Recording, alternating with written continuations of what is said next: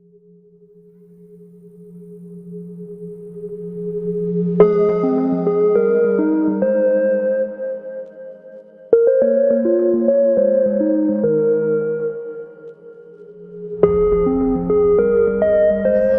warahmatullahi wabarakatuh. Waalaikumsalam warahmatullahi wabarakatuh.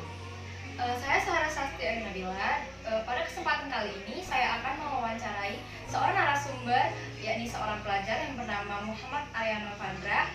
Ya, selamat malam, saudara Arya. Selamat malam. Apa kabar sebelumnya? Baik, alhamdulillah sehat. Terima kasih saudara Arya telah meluangkan waktunya untuk diwawancarai pada kali ini. Saya akan menanyakan saudara Arya mengenai tentang COVID-19. Nah, pada akhir-akhir ini dihebohkan dunia ini dengan COVID-19. Menurut saudara Arya, apa sih pengertian dari COVID-19 itu? Menurut saya COVID-19 itu adalah singkatan dari Coronavirus Disease 2019. Nah, ini merupakan infeksi dari virus corona yang baru-baru ini baru muncul dan belum ada vaksinnya sampai tahun ini. Nah, ini asal mulanya itu berasal dari Wuhan di Tiongkok, tepatnya pada bulan Desember 2019. Nah, wabah ini malah semakin meningkat dan bahkan menjadi pandemik yang dalam artian menyebar di seluruh negara secara global. COVID-19 itu adalah virus yang menular ya, saudara Arya. Menurut saudara, bagaimana sih apa saja gejala-gejala dari COVID-19 ini? Menurut saya gejala-gejala yang pada umumnya itu menginfeksi orang-orang yaitu adanya rasa lelah, kemudian rasa demam yang tinggi yang di atas 36 derajat Celcius, dan juga adanya batuk yang kering. Nah, untuk pasiennya sendiri itu pada umumnya itu gejalanya berupa rasa nyeri dan sakit pada saluran pernapasan, kemudian pilek, hidung tersumbat, dan diare ataupun yang lainnya. Nah, virus corona ini gejala-gejalanya itu terbilang ringan dan dia itu secara bertahap menyerangnya. Biasanya orang yang terkena virus corona ini akan merasa sehat-sehat dulu. Nah, kalau pada umumnya ini rentan terjadi pada lansia, mereka yang terinfeksi virus corona, apalagi yang memiliki riwayat kesehatan, yaitu adanya komplikasi dari penyakit jantung, penyakit ginjal, dan lain sebagainya. Nah, tapi ada lagi yang lebih parahnya, yaitu kalau ada anak-anak muda yang terinfeksi virus corona tapi dia masih terlihat sehat terus. Karena sebagian besar anak muda itu memiliki imun tubuh yang kuat, sehingga tubuhnya itu bisa dibilang kebal, dan apabila dia terkena virus corona, dia positif tapi dia masih terlihat sehat. Nah, ini menimbulkan kekhawatiran untuk kita kalau misalnya kita berkontak langsung dengan orang-orang seperti ini. Nah, kita juga pasti akan tertular oleh virus corona, dan virus corona akan semakin meningkat terus-menerus gitu. Baik, jawabannya bagus, saudara. Wah, dilihat dari gejalanya itu seperti gejala influenza ya, saudara Arya. Nah, bahkan seperti yang saudara sampaikan tadi, ada orang yang terkena tanpa gejala, tiba-tiba sudah terkena COVID-19 ini. Nah, menurut saudara, bagaimana cara mencegah agar saudara tidak tertular dari COVID-19 ini? Menurut saya cukup dengan mengikuti imbauan dari pemerintah. Dan saya juga dengar-dengar bahwa Bapak Presiden Joko Widodo telah berstatement bahwa pemerintah sudah melakukan langkah awal, yaitu dengan adanya tracking atau pelacakan orang-orang yang terinfeksi virus corona, ataupun orang-orang yang sudah melakukan kontak langsung dengan orang-orang yang terinfeksi tersebut. Kemudian di Bali juga saya dengar-dengar gubernur dan wakil gubernurnya sudah terjun langsung untuk menekan pertumbuhan virus corona ini, yaitu dengan menyemprotkan cairan-cairan disinfektan di beberapa daerah di Bali. Nah, kalau untuk saya sendiri sebagai warga negara Indonesia, yaitu dengan mengikuti imbauan pemerintah tadi, yaitu dengan tetap di rumah aja, cuci tangan pakai sabun atau hand sanitizer. Kemudian kalaupun keluar rumah, saya menggunakan masker untuk terus tidak ke tempat keramaian, dan juga kita harus setiap pagi itu berjemur setiap sekitar jam 10. Nah, dan juga makan makanan bergizi seperti itu. Baik, terima kasih saudara Arya, jawaban yang cukup menarik. Virus corona ini selain dapat menempel pada tubuh kita seperti mulut, hidung, dan tangan kita, apakah dia juga dapat menempel pada benda mati? Ya, ya, virus corona ini juga bisa menempel pada benda mati dan dia akan hidup selama berjam-jam bahkan berhari-hari. Nah, sampai benda tersebut dibersihkan dengan cairan disinfektan. Nah, ini juga menimbulkan kewaspasan kepada masyarakat yang berlebihan, sehingga juga menimbulkan untuk kita akan kekhawatiran timbulnya was-was tersebut. Contohnya kayak ada di jasad orang meninggal karena virus corona. Nah, di wilayah tersebut penduduk-penduduknya itu ada yang menolak akan penguburan jasad tersebut. Nah, sehingga ini akan menimbulkan kekhawatiran untuk pihak keluarga sendiri dan untuk kita semua juga.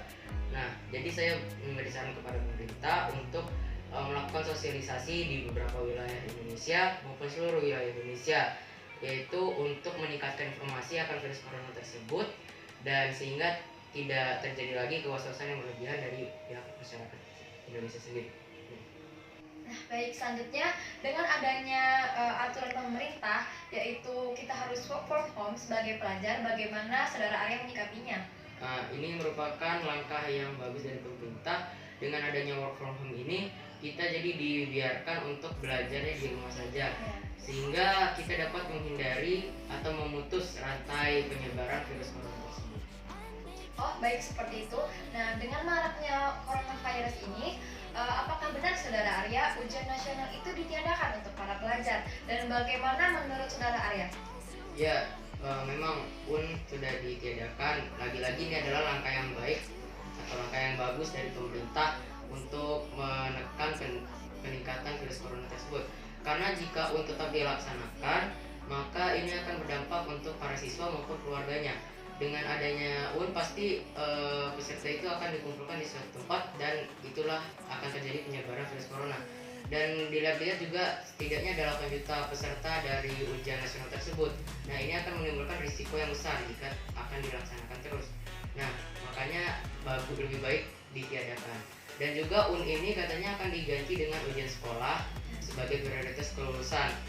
Tapi ujian sekolah itu tidak diperkenankan untuk tatap muka langsung, atau bisa juga melalui portofolio yang isinya nilai 5 semester terakhir atau penugasan tes daring atau asesmen jarak jauh lainnya.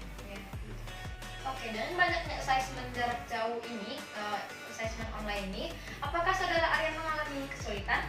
Ya, cukup sedikit kesulitan karena dari pihak guru sendiri memberikan tugasnya yang begitu banyak.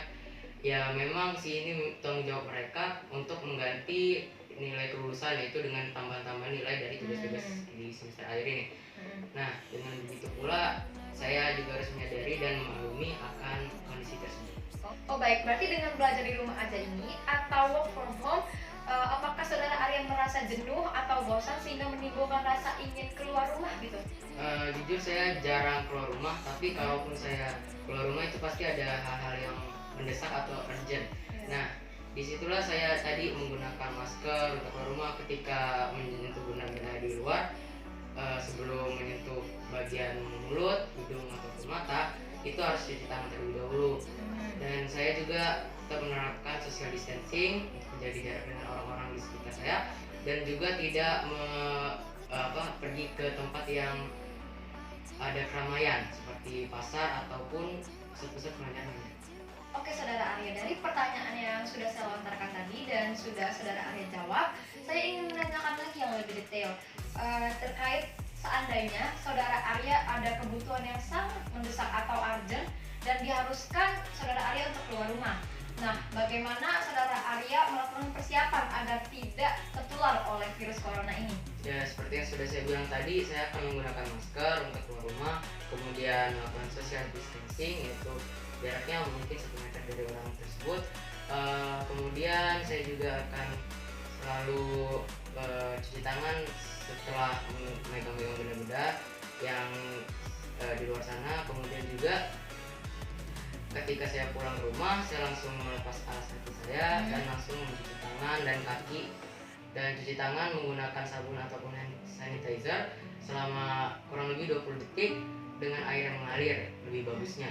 Dan juga saya akan langsung melepas masker dan memotongnya, kemudian dibuang agar tidak disalahgunakan oleh orang-orang lain. Kemudian barulah saya langsung mandi dan baru setelah itu saya langsung kontak langsung dengan keluarga. Nah, kalaupun untuk kawan rebahan bisa langsung rebahan. Oke saudara Arya, jawaban yang cukup menarik. Oke, terima kasih jawabannya saudara Arya. Pertanyaan terakhir nih, saya ingin bertanya mengenai perekonomian di Indonesia. Tentunya akibat dampak dari COVID-19 ini, perekonomian di Indonesia sangat menurun. Dampak itu seperti usaha-usaha ojek online, kedai-kedai dan lain sebagainya itu pasti mengalami penurunan dan sepi order. Nah, bagaimana menurut saudara Arya untuk mengatasi dampak dari COVID-19 ini terhadap usaha-usaha tersebut? Ya, jujur saya sungguh prihatin akan kondisi seperti ini. Iya. Dengan adanya coronavirus ini memberikan dampak kepada warga-warga seperti yang berprofesi yang Anda sebutkan tadi, itu mengalami penurunan perekonomian sehingga mereka tidak nyaman dalam menjalani kehidupan mereka. Nah, maka dari itu saya terbesit ide di benak saya bahwa akan melakukan penggalangan dana bersama teman-teman saya untuk memberikan sembako kepada mereka dan kemudian diberikan kepada mereka yang sangat membutuhkan untuk menjalani kehidupan mereka seperti sebelumnya. Nah, itu saja dari saya. Wah, ide yang sangat mulia dan bagus sekali ya, saudara Arya. Oke, terima kasih saudara Arya atas waktunya untuk wawancara kali ini. Ya, sama-sama. Ya, semoga kita bisa terbebas dari virus corona ini. Amin. Oke, maka dari hasil wawancara hari ini, saya berpesan kepada seluruh masyarakat Indonesia untuk tetap di rumah saja dan tidak keluar rumah jika tidak ada keperluan yang mendesak. Dan patuhilah peraturan dari pemerintah untuk tetap di rumah saja. Stay safe, stay at home. Saya Sarah Sasti Ayu Nabila. Terima kasih. Wassalamualaikum warahmatullahi wabarakatuh.